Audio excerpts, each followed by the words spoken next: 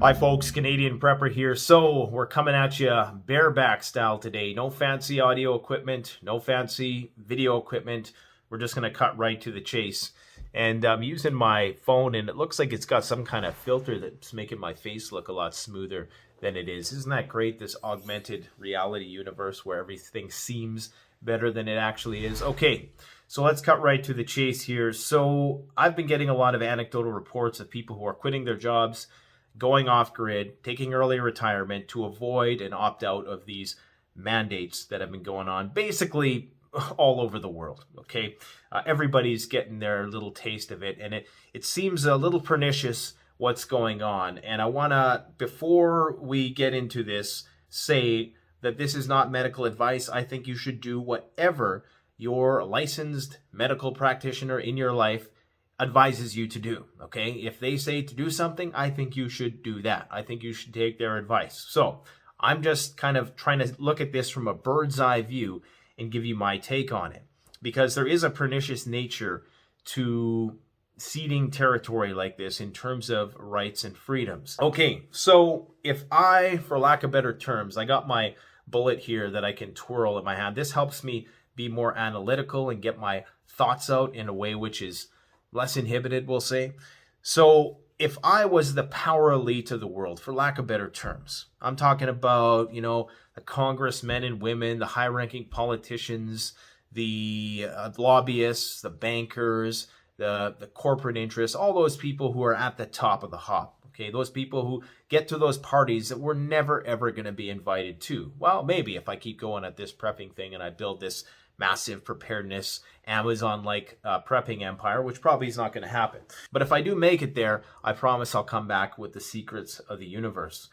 Now, if I was one of these people and I knew that we are going to be entering some crazy times with respect to supply chain disruptions, inflation, possible stagflation, hyperinflation, if I knew that these climate issues were going to continue to mount, political issues, World War III down the road, who knows how many years, decades. At some point, there's going to be a clash of titans, and I think everybody knows it. We also know that there's a widening wealth gap. Okay, we know that the rich have become insurmountably richer throughout this pandemic, and the middle class is being degraded. The poor are just, being left behind. And the only thing that's really keeping the poor complacent at this point is cheap cell phones. That's it, because the food sucks. Shrinkflation is basically taking away your purchasing power at a rapid rate. Went to the grocery store the other day, got a couple bags of food, I think 6 bags, tiny little bags of food. Yes, I was criticized on Instagram because I didn't have my reusable bags that day. Usually we go to Costco, they don't even give you bags there, they just give you boxes. They give you one box when you buy $1,000 worth of food. They're like, would you like some boxes? Sure, here's one little tiny box to put it all in. Anyways, first world problems, right? But what I'm trying to say is that with all these things that we know are coming, we know all these things are going to come to a head. Wouldn't you want to position yourself in such a way to have a very compliant population and force out to the fringes those people who you knew would be a bit of a problem? So if I knew that this was coming and I'm in charge and I'm seeing that there's probably going to be some people which aren't going to go along with this to the end, and there's going to be those people who do, and there's going to be some people who do because they believe that, in the science, they believe that this is a good idea and that we should get this, or for health reasons, and I'm not making any judgments on people who've been compliant with that which has prompted these mandates. Okay, I'm just saying that there's going to be a handful of people that you're going to quickly be able to deduce through negation as to who didn't go along with this and who did decide to bail anyways. You're going to be able to tell, because basically everybody who had the jab, they're going to have their passports. So through negation, you're going to be able to tell who doesn't. It's very convenient that you now know who is resistant. Now, different people are going to be resistant for different reasons. Some people are going to refuse on health grounds, religious grounds, whatever. I'm not saying I've refused either. I'm just looking at this from a bird's eye view. Some people are going to perhaps have very good reasons for why, and other people's reasons might not be so good. I mean, there's a fine line between genius and stupidity. Just because you're resistant and you are a dissident of sorts doesn't necessarily mean that you're intelligent. Okay, there's some people who think that the earth is flat. They're technically probably dissidents, and I'm sure a lot of them, are not happy about the mandates. And then you have people who have PhDs, probably have high IQs, have good jobs, have a lot of wealth built up. They're also choosing not to do this, but for different sets of reasons. Okay, there's many different ways to get to the same conclusion. Not all of those are going to follow a logical set of premises. But is this a way to smoke out the dissidents and to basically force these people out of the public, out of the realm of influence, or really just force them into online? And then you have to ask, well, okay, if they've been forced out of public, is online next? Is that the next step to somehow put up barriers into accessing different services that you can do online if you are not compliant with certain things? Because what we know in social psychology is that if you comply to a lesser demand, you're more likely to comply thereafter to a greater demand. This is an old sales tactic. If you can just get somebody to comply with a little suggestion, then they're more likely to comply with more things down the road.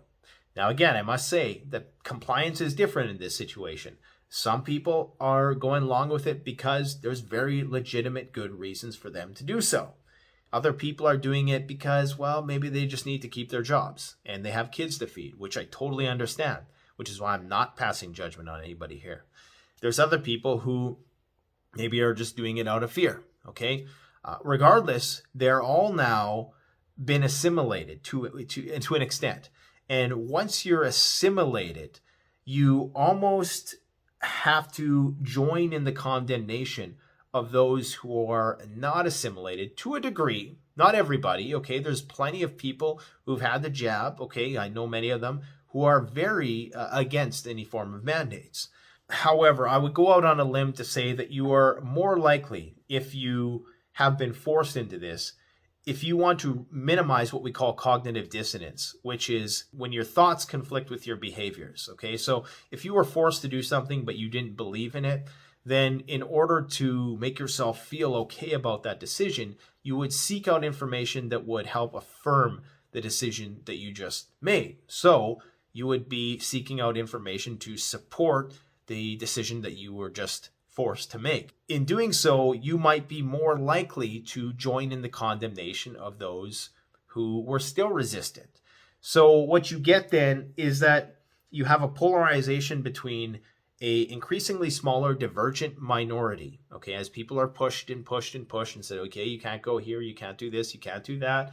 And I'm hearing a lot of, you can't go into grocery stores for now. I'm hearing a lot of that, especially I was reading a post on the Quebec government website where they're talking about how these policies are only for recreational activities, gyms, restaurants, things like that, things that you don't necessarily need for now. That's the word, right? And there doesn't seem to be any end date to this. You would think that initially when you rolled something like this out, so not to piss people off, you would say, okay, we're just going to have this mandate in place for a short term until we get a handle on this. And then we'll consider removing this restriction. And a lot of people are talking now about how it's a burden on businesses that, you have to scan everybody and it takes time. And so eventually what I suspect is probably going to be proposed is just going to be all automated. Okay, there's going to be some kind of thing that's in a restaurant which automatically can detect basically through your phone or through, a card. I guess if you don't have your phone, then it's going to be inconvenient for you. You're going to still have to get scanned. But if you have a phone using near-field communication or Wi-Fi or your data or whatever, it's going to be able to detect that you passed the test and you have your passport and you're able to go on in.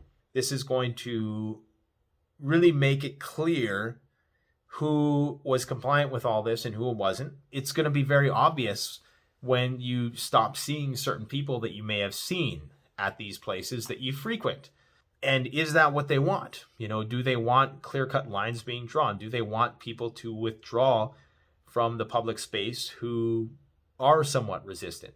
And I'm saying they very loosely. Okay, when I say they, really, am I talking about this on an institutional level? Am I talking about a good old boys club? Am I talking about the people at the parties we're never invited to, the dark fraternities that run the world? I mean, who knows? I don't know who they is per se. All I know is that in the end of it all, the individual is not going to benefit in the end, unless there's an agreement beforehand that at some point, once this crisis has been resolved, which it's going to be endemic now. We've known it's going to be endemic for a while. I mean, the flu has been endemic forever. It's not going anywhere. So we know that this is probably not going in. Probably. Never mind probably. This is not going anywhere. There should be clear-cut start and end points to this. And I know this is an evolving situation. We might see more deadly variants, yada, yada, yada. But there still should be that commitment in the beginning that, okay, if this situation gets resolved, we are going to remove these restrictions on public life. Because that would seem to be the smart thing to do if you weren't just trying to exploit this to control people more, because you knew that the shit was going to hit the fan down the road.